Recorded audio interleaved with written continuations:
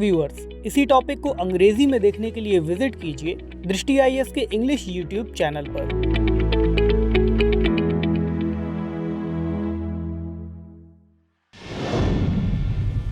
दृष्टि IAS के to the point programme में आपका स्वागत है। आज हम चर्चा करेंगे liberation tigers of Tamil Eelam यानी LTTE के बारे में।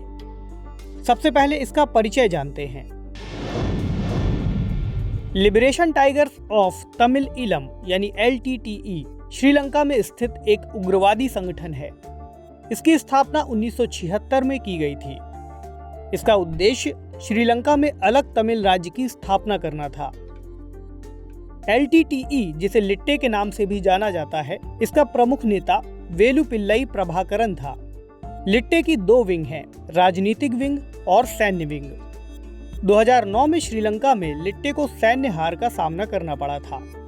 हालांकि अभी भी इसके बचे हुए नेता दुनिया के कई हिस्सों में फैले हुए हैं, जो एक बार फिर इस संगठन को खड़ा करना चाहते हैं। तो आइए इसकी पृष्ठभूमि के बारे में बात करते हैं। 1948 में श्रीलंका को ब्रिटेन से स्वतंत्रता मिली। स्वतंत्रता के बाद से श्रीलंका में तमिल अल्पसंख्यक तेजी से हाशिए पर चले गए। श्रीलंका में तमिल अल्पसंख्यक राजनीतिक रूप से वंचित महसूस करने लगे। 1948 में ही श्रीलंका में सिंहली भाषा को आधिकारिक भाषा घोषित किया गया। यह भाषा अधिकांश श्रीलंकाई लोगों द्वारा बोली जाती है।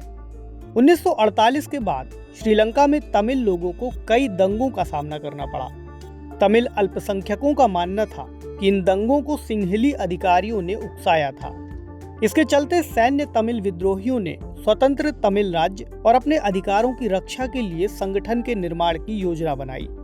इस प्रकार liberation tigers of Tamil Eelam यानी लिट्टे तमिल अधिकारों की लड़ाई के लिए अस्तित्व में आया।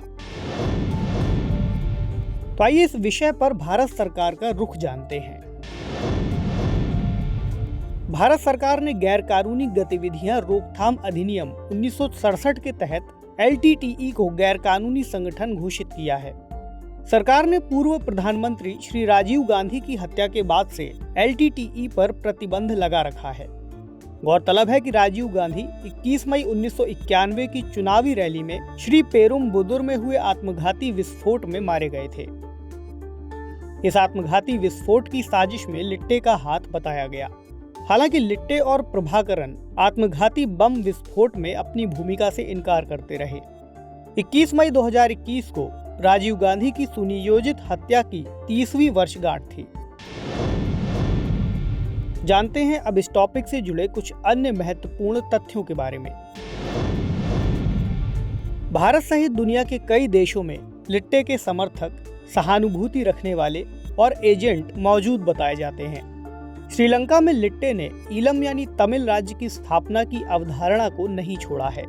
लिट्टे अभी भी गुप्त रूप से धन इकट्ठा करने और प्रचार गतिविधियों में लगा हुआ है। लिट्टे के बचे हुए नेताओं ने बिखरे हुए कार्यकर्ताओं को फिर से संगठित करने के प्रयास शुरू कर दिए हैं। तो चलिए अब आज का प्रश्न देखते हैं। निम्नलिखित कथनों पर विचार कीजिए। पूर्व प्रधानमंत्री राजीव गांधी 21 मई 1991 की चुनावी रैली में बेंगलुरु में हुए आत्मघाती विस्फोट में मारे गए थे। 21 मई 2021 को राजीव गांधी की सुनियोजित हत्या की 30वीं वर्षगांठ थी। इस आत्मघाती विस्फोट की साजिश में वेलुपिल्लई प्रभाकरन के संगठन liberation tigers of Tamil Eelam का हाथ था। उपर्युक्त में से कौन सा या कौन से कथन सत्य है या हैं?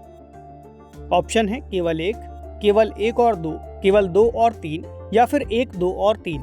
तो कमेंट सेक्शन में इस क्वेश्चन का आंसर देना ना भूलिए। आपसे मिलेंगे अगले किसी टॉपिक में। शुक्रिया।